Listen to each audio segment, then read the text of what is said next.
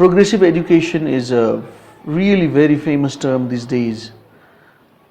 I think I can take a small example to clarify what progressive education is.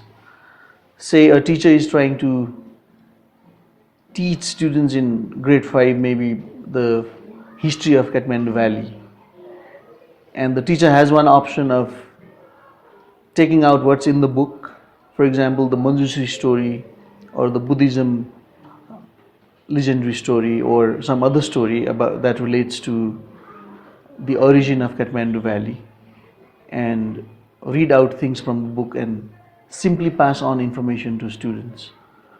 So when a teacher passes on information to students only, that's completely traditional, not progressive.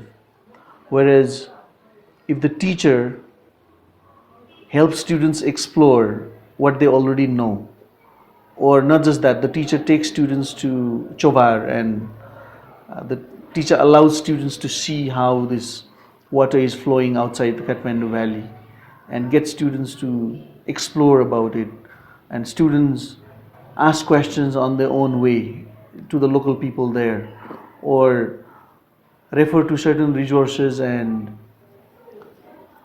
gather more information.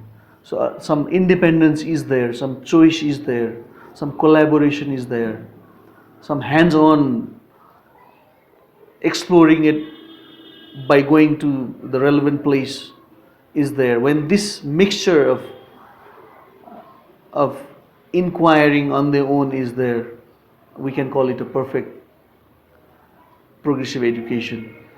And when progressive education takes place in its full swing, students may not get all the knowledge all the time, but the nature of investigation, the habit to explore, the quest for, or the attitude to go on searching for knowledge or information gets promoted.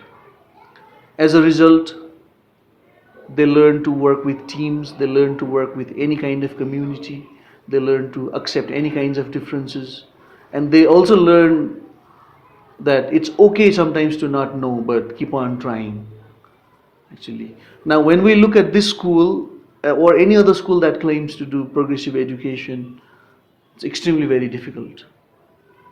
John Dewey, the father of progressive education, has said, if you are planning to teach your students about airplanes, you need to take them to the airport. And if you are planning to teach them about boats, you need to take them to the harbor.